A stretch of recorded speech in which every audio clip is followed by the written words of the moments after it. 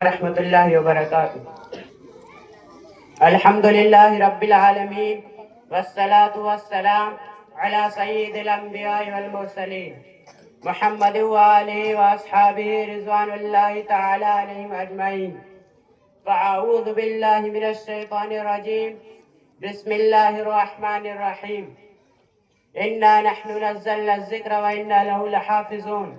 وقال رسول اللہ صلی اللہ علیہ وسلم خیرکم من تعلم القرآن وعلمہ، او کما قال علیہ الصلاۃ والسلام۔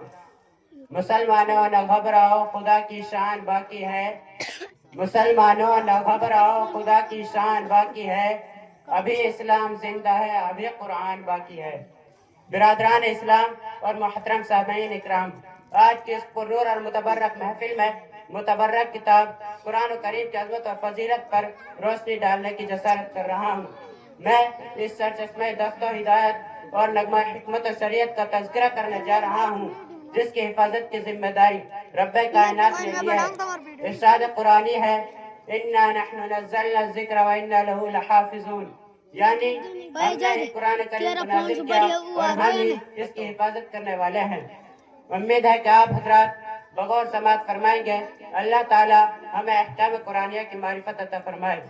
جب اہل مکہ نے قرآن کریم کو کلام اللہ کے خطاب سے نہیں نوازا اور اس کے موقع ہونے کا انکار کر دیا اور اس کتاب کا انکار کیا جس کے بارے میں ارشاد ربانی ہے، لا ریب فیہ، اس میں کوئی شک نہیں کہ رب کائنات نے تمام فصحاء عرب اور بلغاء عرب کو یہ چیلنج کر دیا کہ تم ایک دو نہیں بلکہ بہت سارے بھی مل کر قرآن کی سے ایک چھوٹی سی آیت بھی نہیں لا سکتے۔ اگر تم اپنے قول میں صادق ہو تو لا کر دکھاؤ۔ قرآن کریم نے اس طرح نقشہ کھینچا ہے، وَإِن كُنتُمْ فِي رَيْبٍ مِّمَّا نَزَّلْنَا عَلَىٰ عَبْدِنَا فَأْتُوا بِسُورَةٍ مِّن مِّثْلِهِ، یعنی اگر تم لوگ اس پر شک کرتے ہو جو ہم نے اپنے بندے محمد پر نازل کیا تو تم اس کے جیسے ایک چھوٹی سی آیت ملا کر دکھا دو۔ فصحاء عرب نے لاکھ کوششیں کی مگر آخر میں اس کا اظہار کیا جب امرؤ القیس نے جو عرب کا بہت بڑا شاعر تھا، انا اعطیناک الکوثر کی صورت خانہ کعبہ پر دیکھی تو یہ پکار اٹھا، خدا کی قسم یہ بھلا کسی بشر کا کلام نہیں ہے۔ اگر ہم حافظ قرآن کی فضیلت پر نظر ڈالیں، اگر ہم حافظ قرآن کی نسبت پر نظر ڈالیں، اگر ہم حافظ قرآن کی عظمت پر نظر ڈالیں، اگر ہم حافظ قرآن کی رحمت پر نظر ڈالیں تو اس سے پہلے اس کے متعلقین پر نظر ڈالتے ہیں اور کہتے ہیں سب سے پہلے تعلق نظر آتا ہے رب کائنات، جو خالق و جبار ہے، جو مالک و رحمان ہے، جو صاحب ایمان پر بڑا مہربان ہے۔ یہی ہمارا ایمان ہے، جو اس سے منکر ہے وہ شیطان ہے۔ لہذا پتہ چلا قرآن کریم سب سے اعلیٰ ہے، قرآن کریم کو دوسری کتابوں پر فضیلت حاصل ہے۔ آئیے اب آگے چلیں تو قرآن کریم کا دوسرا تعلق نظر آتا ہے لوح محفوظ جو اب تک ہے، جو عرش کے اوپر ہے۔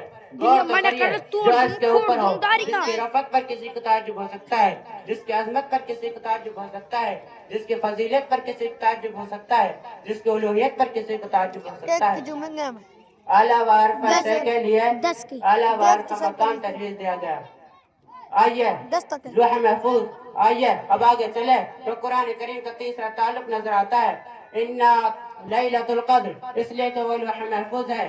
قرآن کریم کو آسمانی دنیا پر اسی رات بنایا گیا جہاں پر نہ جبرائیل واسطہ ہے، جہاں پر نہ میکائیل واسطہ ہے، جہاں پر نہ اسرائیل واسطہ ہے، جہاں پر نہ اسرافیل واسطہ ہے۔ ایسی رات کا انتخاب کیا گیا جس کے بارے میں خود قرآن کریم کہتا ہے لیلۃ القدر خیر من الف شہر، یعنی یہ رات 1000 مہینوں سے بہتر ہے۔ اس رات کو قرآن کریم کی فضیلت حاصل ہے۔ یہ رات رمضان کے مہینے میں آتی ہے، یہ رات بھی مبارک اور مہینہ بھی مبارک۔ عزیز جان ملت، آج مسلمانوں کا حال بہت برا ہے، قرآن اور اسلامی تعلیمات سے بالکل دور جا رہے ہیں۔ اگر ایک بار الہ آبادی نے کیا خوب کہا ہے، میں نے ایک نوجوان سے پوچھا بات کیا تو کر لیا بیٹا، تو نے سیکھا کچھ قرآن والا، یہ بھی کچھ ضروری تھا۔ اگر ہم قرآن اسلامی تعلیمات سے دور رہے تو ہم خیر امت کہلانے کے مستحق نہ ہوں گے۔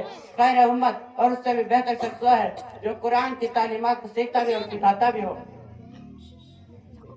مشکات شریف حدیث موجود ہے، حضرت عثمان رضی اللہ تعالیٰ روایت فرماتے ہیں کہ محسن کائنات سرکار دو عالم رسول اللہ صلی اللہ علیہ وسلم نے ارشاد فرمایا خیرکم من تعلم القرآن وعلمہ، کہ تم میں سب سے بہتر شخص وہ ہے جو قرآن کی تعلیمات کو سیکھتا بھی اور سکھاتا بھی ہو۔ غور تو کریے حدیث میں کیا فرمایا گیا ہے اور اپنی زندگی کو دیکھیے کہ ہم حدیث رسول پر عمل کر رہے ہیں۔ آج مسلمانوں کی اولاد کو قرآن کی تعلیمات سے دور رکھا جاتا ہے۔ آج مسلمانوں کی اولاد کو اسلامی تعلیمات سے دور رکھا جاتا ہے۔ آج مسلمانوں کی اولاد کو افرنگیوں کی تعلیم دی جا رہی ہے، اور آج جو مسلمانوں کی اولاد کو قرآن سے دور اور انگریزی سے قریب کیا جا رہا ہے۔ ہم یہ نہیں کہتے کہ انگریزی اور دوسری زبانوں کی تعلیم نہ دیجیے، ضرور دیں، لیکن سب سے پہلے ہم مسلمان ہیں، قرآن و حدیث کی تعلیم دیں۔ عزیزان گرامی، اگر ہم موجودہ حالات جو جہالت اور گمراہی، ذلت اور جوال سے پر ہے، اس کو تبدیل کرنا چاہتے ہیں اور سماجی و اخلاقی مسائل حل کرنا چاہتے ہیں تو قرآن کو اپنے رہبر بنائے، قرآن کو اپنا مطلوب بنائے اور فرمان رسول کو دستور حیات بنائے اور تعلیمات اسلامیہ پر عمل پیرا ہو۔ اللہ تبارک و تعالی ہمیں آیت قرآنیہ اور تعلیمات اسلامیہ کو اپنا رہبر بنانے کی توفیق عطا فرمائے، آمین۔